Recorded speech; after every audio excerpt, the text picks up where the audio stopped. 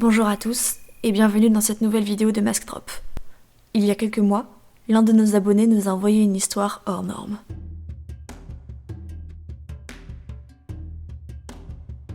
Beyond Entertainment est un organisateur d'événements K-pop, fine sign, workshops, concerts et même des tournées. Basés à Séoul, ils opèrent principalement en Europe, s'occupant surtout d'artistes et de groupes de petite et moyenne notoriété, tels que South Club, Alphabat, 7 O'Clock, Sangri ou encore Mask. Actif depuis 2017, Beyond s'est d'ores et déjà forgé une réputation très compliquée dans les milieux de l'événementiel. Outre un nombre très conséquent d'avis négatifs posés par des fans directement sur leur page Facebook, de plus grandes voix s'élèvent contre des pratiques douteuses pratiquées par cet organisateur. C'est notamment le cas du site d'information United K-pop qui en juin 2019 a publié un communiqué officiel expliquant qu'il ne collaborerait plus à l'avenir avec Beyond Entertainment. En voici quelques extraits. Il y a 4 semaines, nous avons aidé à promouvoir la tournée Run to Europe de Mask, une tournée organisée par Beyond Entertainment.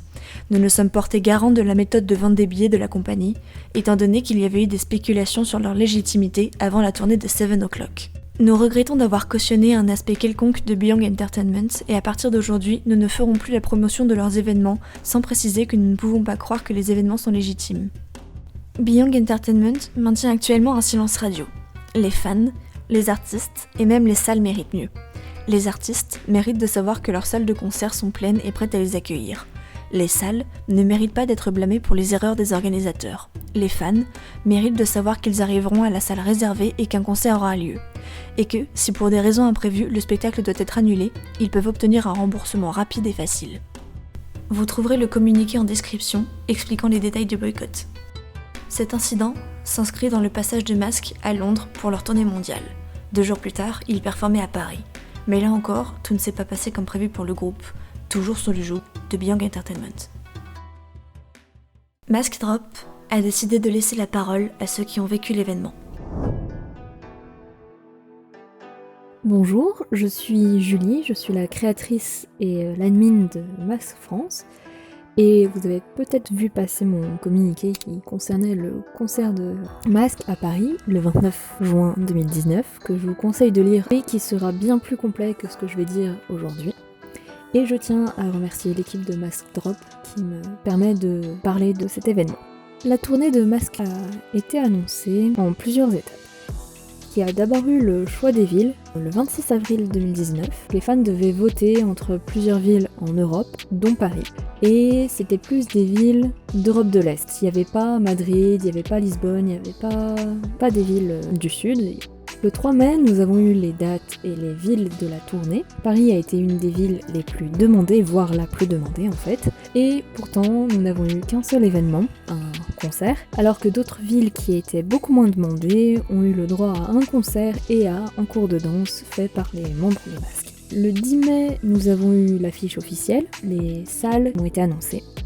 Sauf pour 2 villes, pour Cologne et pour Paris. Le 14 mai, la billetterie de Paris est mise en ligne, mais on n'a toujours pas de salle. On n'a pas le droit aux réductions de 25% que les membres de Mask avaient négocié pendant le V-Live. Et Beyond a refusé à ce qu'on ait ces moins 25%, alors que c'est de leur faute que la billetterie de Paris a été mise en ligne après les autres. Et donc du coup, c'est comme ça que Beyond fonctionne. Ils prévoient une tournée 1 ou 2 mois à l'avance, ils comptent sur les fans pour parler du concert, ils mettent en vente les billets, et après seulement, ils commencent à faire les visuels, ils réservent les avions, ils réservent les salles, ils réservent les hôtels, les transports sur place, etc. Ils font toujours comme ça. Depuis 2018 qu'ils sont implantés en Europe, c'est comme ça qu'ils fonctionnent. Donc ils utilisent les fans pour faire la promotion. Ils comptent sur les partages, les retweets, tout ce qui peut être gratuit. Donc ils n'ont pas besoin de communiquer avec la presse locale, comme par exemple CKG Pop News, K-Walls.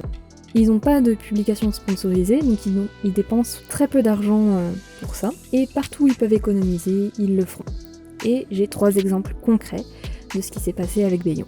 Premier exemple, ils ont trouvé une salle pour un concert, mais à 1 semaine de ce fameux concert, ils décident que cette salle est trop chère et qu'ils veulent changer. Donc à 1 semaine du concert. Ils vont annuler la première salle avant d'avoir contacté d'autres salles, et ce qui fait que à 1 semaine du concert, il n'y a plus de salle. C'est ce qui s'est passé pour le premier concert d'Alphabat en Europe, qui s'est passé à Paris en janvier 2018. et c'était avec Catchy Event, dans une association dans laquelle j'étais. Deuxième exemple, ils ont pas de salle, ils arrivent pas à en trouver une, tout le monde les refuse, et bah du coup ils vont rentrer dans un restaurant et ils vont dire si je vous donne 500 €, est-ce qu'on peut faire un événement? Ça passe, et du coup c'est ce qui s'est passé pour Mask, c'était dans un restaurant. Ou alors dans un hall d'hôtel, c'est ce qui s'est passé pour Londres, pour Mask pareil. Et troisième exemple, ils vont réserver un endroit, donc tout est en règle, et en fait c'est un espace bar d'une auberge de jeunesse qui peut accueillir 20 personnes maximum, il y a 100 places de vendues, voire plus. Et c'est ce qui s'est passé pour Alphabat à Paris pour un fan meeting gratuit, donc ça c'est une fan qui m'en a parlé et que j'ai partagé dans mon communiqué. Les artistes n'ont pas de temps libre pour récupérer entre les concerts ou profiter de la ville. Pour Paris, ce qui s'est passé pour Mask, c'est que sur le trajet de l'aéroport à 3h du matin, ils se sont arrêtés à la Tour Eiffel alors que dans les autres villes, ils avaient plus de temps libre et du coup ils ont pu profiter la journée de la ville, et pour Paris, pas du tout. Pour Paris, ils sont arrivés à 9h du matin, à 10h ils étaient à leur hôtel, sachant que leur check-in était à 14h, donc ils ont dormi dans le hall d'hôtel, pour se reposer un peu. Ils ont performé de 17h à 21h et à 5h du matin, ils étaient déjà dans l'avion pour partir à Cologne. Le salaire des groupes est misérable, je sais que Mask, ils ont fait le sacrifice de leur paye en négociant ces fameux moins 25%. Forcément, moins les tickets sont chers, moins les artistes sont payés. Il existe des lois en France pour protéger le travail des artistes, des techniciens, des producteurs, donc avec des licences, des déclarations, des taxes, etc. Et en fait, Beyond, ce qu'ils font, c'est qu'ils les évitent. Et ça en devient un talent, parce que normalement, il y a la SACEM qui vient réclamer de l'argent, etc. Eux, ils ont jamais eu de soucis. Je comprends pas pourquoi. Donc, pour Mask, ils ont enchaîné 8 jours de concerts et de cours de danse, sans trop de repos, en mangeant exclusivement des sandwichs triangles, et du coup c'est très dur, 8 jours sans un vrai repas, un vrai sommeil de plus de 5 heures, tout en donnant son énergie pour un concert ou un cours de danse. C'est épuisant. Le leader du groupe, Wushu, avait pour Paris des lunettes de soleil, et je me suis demandé pourquoi au début, et pendant le fan meeting, en fait, je me suis rendu compte qu'il avait des cernes tellement grandes. Ça faisait peur en fait, et du coup je leur ai demandé est-ce que vous allez bien, est-ce que vous êtes bien traités, et ils m'ont dit avec un grand sourire t'inquiète pas, on est bien nourris, on dort bien, alors que les staffs de Beyond me confiaient qu'elles étaient fatiguées elles aussi, alors qu'elles ne sont que staff, elles ne dansent pas sur scène. Je ne suis pas la seule à avoir vécu et à avoir parlé de mon expérience avec Beyond. Il y a beaucoup de gens qui ont réagi sur le hashtag que j'avais fait, donc Run Away from Beyond End, donc fuyez de Beyond. Il y a un média de Londres qui m'a confié qui contactait les salles en fait pour dire si Beyond vous contacte, refusez-les. Parce qu'ils ont tellement mal vécu le concert de Mask qu'ils ont dit c'est bon, on arrête de travailler avec eux et on va leur pourrir leur réputation à Londres, comme ça ils viendront plus jamais. Il y a eu aussi la fanbase belge qui a eu pas mal de soucis. Il y a plein de gens qui ont témoigné et je vous invite à les lire, vraiment. Par rapport au CEO, c'est quelqu'un de violent. Dans mon communiqué, j'en parle, il m'a attrapé le bras pour me parler et pour m'inviter à rejoindre Beyond. Mais au lieu de me tapoter le bras pour me dire « Eh viens voir, faut que je te parle », il m'a vraiment chopé le bras et il m'a tiré violemment dans le hall du restaurant. Et en fait, pendant 2 jours, j'ai eu super mal au bras et j'ai eu des bleus. C'est quelqu'un aussi qui est capricieux. Pour le concert avec Catchy Event et Alphabat, donc en 2018, il avait eu 60 € de taxi à payer en plus. Et c'est le staff de Catchy qui a dû avancer les 60 € parce que lui refusait de payer les taxis. Pendant toute l'après-midi, en fait, il allait bouder dans un coin, en croisant les bras et en refusant de parler à qui que ce soit. Pour Mask, il a dit aux membres, sans passer par le manager, qui, je rappelle, le rôle d'un manager, il doit filtrer les informations pour les membres. Et donc du coup, le CEO, lui, il est allé voir directement les membres avant le départ de Corée, pour partir en Europe, et il leur a dit, Paris, c'est annulé. Moi, pendant ce temps-là, j'étais en train de me saigner, littéralement, à contacter toutes les salles de Paris qui pouvaient être adaptées. Et en fait, lui, il a juste dit aux membres du groupe, Paris, cherchez même pas, c'est annulé. J'ai envoyé aussi un mail au manager de Mask pour lui dire quand même qu'on avait trouvé ça pas normal comment on avait été traité, pour Paris mais aussi pour eux, l'ensemble de la tournée européenne.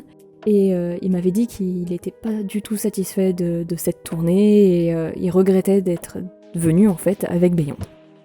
Beyond, ils se feront toujours passer pour des victimes. Mais en y réfléchissant bien, depuis 2018, tous les ans, ils ont des nouvelles personnes qui travaillent avec eux. Tous les ans, il y a des employés qui démissionnent et qui sont traumatisés au point de plus vouloir travailler dans ce milieu-là. Donc est-ce que c'est normal qu'ils aient des démissions tous les ans, voire même tous les 6 mois ? Est-ce que c'est normal qu'ils aient enlevé le système de notation de leur page Facebook ? Et est-ce que c'est normal qu'ils parlent mal aux commentaires qui expriment leur mécontentement ? Donc notamment, ils vendaient une box avec du merch, notamment de BTS, et les fans se sont dit « mais c'est bizarre parce que normalement, le merch de BTS, c'est uniquement les revendeurs officiels, et eux, ils ne le sont pas, et du coup, qu'est-ce qui se passe ? Enfin, c'est du faux, et eux, ils disaient c'était pas leur souci, et que le prix était totalement normal pour du merch non officiel. » Donc Beyond, en fait, depuis le début, ils sont dangereux. Pour les artistes, mais pour les fans, pour les productions aussi qui sont en Europe, qui sont basées en France même, et qui essayent de faire les choses bien, et c'est très important de les boycotter. Et pour de vrai, il faut pas faire semblant. Si vous les suivez sur les réseaux sociaux, vous les unfollowez, enlevez votre j'aime de la page, il faut se désabonner et il faut les bloquer. Ils font un événement gratuit, il ne faut pas y aller. Si vous y alliez, vous leur donnez de la force sans le savoir. Vous prouvez que peu importe ce qu'ils feront, même s'ils maltraitent les artistes, ils arriveront quand même à vendre du merch, à avoir des gens qui viennent à leurs événements. Ils recrutent, il faut pas postuler, parce que dans tous les cas, vous allez vivre un cauchemar. Ils vendent du rêve, mais au final, c'est une expérience à ne pas vivre, vraiment. Et c'est très dur à prendre comme décision, parce que les prochains artistes qui vont venir avec Beyond, ils vont subir ce boycott. C'est compliqué, mais c'est un choix à faire, parce que Beyond ne doit plus venir en France, ne doit plus venir en Belgique, ne plus venir en Europe, pour le bien de tous. Et j'aurais su comment ça se serait passé, j'aurais contacté le manager de Mask, comme je l'ai dit dans mon communiqué, et je lui aurais dit « ne venez pas », parce que c'est pas un événement que j'aime me rappeler. Afin de compléter les dires de Julie, nous avons également récolté les témoignages de 2 abonnés ayant également participé à l'événement. Bonjour, alors je vais vous parler du concert de Mask avec l'organisateur Beyond que j'ai pu constater. Mi-juin, on a eu une salle et quelques jours après, on nous a annulé la salle en disant que oui, que pour finir la salle n'était pas disponible. On a eu une autre salle, même pas une semaine avant le concert, qui celle-ci a aussi annulé. Ils en ont mis une autre 2-3 jours avant le concert. Et la veille du concert, vers 17h, on a appris que d'après Beyond, la salle avait annulé. Du coup, ce qu'on a fait, c'est qu'on a téléphoné à la salle avec mon ami et on a appris que c'était pas la salle qui avait... Enfin, la salle avait annulé, mais que c'était pas de leur faute parce que Beyond avait prévenu le matin même qu'ils voulaient faire un concert dans cette salle. Du coup, ça fait que la veille du concert, on n'avait pas de salle. Le jour du concert, on a décidé avec d'autres fans de se rejoindre vers 11h, 11h30 à un point précis. On a appris en étant sur place que Beyond avait une nouvelle salle. En arrivant sur place, on a pu constater que c'était juste un restaurant où ils avaient poussé les tables, mis des chaises et laissé de la place pour Mask. Sauf que il y avait pas beaucoup de place. Aux alentours de 17h, on nous a demandé de sortir de la salle parce que Mask allait arriver. Il faisait très très chaud, on était en pleine canicule, on a attendu plus d'1 heure dans la chaleur. J'ai cru qu'il allait y avoir des fans qui allaient faire un malaise. Enfin même moi personnellement, en supportant très mal la chaleur, j'ai cru que j'allais faire un malaise. Quand on est rentré, nous étant en VIP, on est rentré dans les premiers. Ils ont vérifié notre billet, mais il n'y a pas eu de contrôle Vigipirate comme dans un concert normal. Pendant le concert, on a pu constater que Wushu, le leader, portait des lunettes de soleil. Plus tard, lors d'un communiqué du CEO et des membres eux-mêmes, Wushu avait déclaré comme quoi il était très fatigué lors de la tournée parce que ils n'avaient pas beaucoup de temps pour dormir et de se reposer étant donné que les dates étaient très rapprochées entre les pays, genre ils avaient 24 heures et c'est tout. On avait une traductrice qui a été prévenue 2 heures avant le concert. L'événement durait environ 3 heures. Mais du coup on a demandé un remboursement parce que nous on avait payé pour un concert et Beyond clairement ils nous ont dit non, ça va pas être possible, on ne peut pas faire de remboursement. Alors que nous personnellement on avait payé pour un concert et non un fan meeting. Sachant qu'en plus de ça dans la salle il y avait qu'un seul micro pour 4, du coup ils n'ont pas pu chanter. Franchement Beyond ils ont fait une très très mauvaise organisation et personnellement j'irai à plus aucun concert organisé par eux. Du coup, je vais expliquer le contexte. Du coup, j'avais acheté les places de Mask un peu plus d'un mois avant le concert. J'ai pris les 2 places VIP à 120 € l'unité, puisque je suis arrivée après les réductions. Cela comportait un poster signé, entrée prioritaire, photo avec le groupe, et aussi un fanzine et qu'on avait le droit de donner des cadeaux aux membres. Et après, ils ont changé au fur et à mesure les avantages, parce qu'il y avait eu une baisse de prix. Du coup, on avait eu le droit à 3 places standards à offrir et à un lot de photos offertes. Et donc, comme je l'avais dit, je l'ai acheté juste un mois avant le concert et on n'avait toujours pas la salle. Du coup, j'ai eu du mal à m'organiser pour l'hôtel parce que j'habite à Toulouse, donc je suis montée spécialement pour le concert. Durant le mois, il me semble qu'on a eu 2 ou 3 salles, mais ça a changé. Ils avaient annoncé une salle, puis après elle avait rechangé, etc. Ça avait dû changer 2 à 3 fois. Et c'est seulement quelques jours avant le concert que la salle était fixe. C'était le nouveau casino de Paris. Et le concert il était prévu le 29. Du coup, je suis montée à Paris le 28. Et durant la journée du 28, vers 17h, on a eu la nouvelle que la salle elle était annulée. Du coup, jusqu'au lendemain, on savait pas où aller. Donc, on a rejoint la fanbase de Mask avec d'autres personnes qui allaient au concert. C'était vers 11h, 13h. Toutes les informations, c'est-à-dire par rapport à la salle, etc., on les apprenait par la fanbase. On les apprenait pas par Bayonne. Parce que Bayonne, quand on les contactait, ils nous répondaient même pas ou alors ils évitaient les questions. Vers 1h, 13h, la fanbase, elle nous a expliqué que le concert aura pas lieu, mais ça serait transformé en fan meeting. Et ils nous avaient dit, du coup, la nouvelle salle. Et c'était un peu loin de où on était de base. Du coup, on a dû se dépêcher pour aller à la salle. On a mangé juste avant, vite fait. On est arrivé à la salle vers 4h. Comme j'étais VIP, je suis rentrée parmi les premières. Et du coup, on a eu un fanzine avec les garçons, chacune est passée. Puis après, ils ont fait rentrer les autres personnes. Et du coup, les garçons ont commencé à parler, on a fait des petits jeux ensemble. Ils ont dansé aussi, mais pas chanté parce qu'il y avait qu'un micro pour 4. Il y avait une fille qui traduisait, mais je suis allée lui parler avec mon amie. Et elle nous avait expliqué qu'elle avait été prévenue le jour même. Et que ça faisait pas longtemps qu'elle était en France, donc elle avait vraiment eu du mal à traduire et ça se voyait. Et la salle, elle était pas du tout adaptée. Il y a IG, il a failli tomber à cause 2 fois. Il s'est pris les fils et il s'est pris l'enceinte aussi. La salle, en fait, elle était vraiment pas adaptée. C'était un restaurant, c'était pas une scène. Il y avait pas de scène. Après, il y avait Wosu, le leader, il gardait tout le temps ses lunettes de soleil parce que après j'ai appris plus tard par la fanbase qu'il avait pas beaucoup dormi. Et par la suite, j'avais essayé de contacter Bayonne pour une adaptation de prix, on va dire. Je voulais payer pour un fan meeting, pas pour un concert que je n'ai pas eu. Je les ai contactés une première fois par email, puis après une autre deuxième fois parce que j'avais pas eu de réponse. Et suite à ça, ils m'ont dit que je pouvais pas être remboursée une partie parce que j'avais profité de ce fan meeting.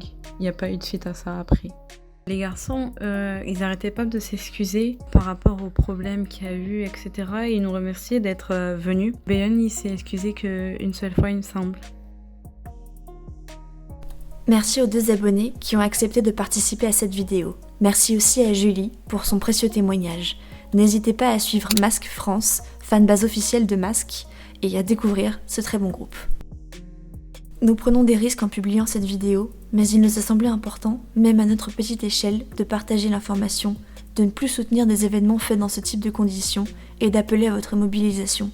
Si nous sommes nombreux à élever la voix contre ce type de pratique, les organisateurs tels que Beyond disparaîtront.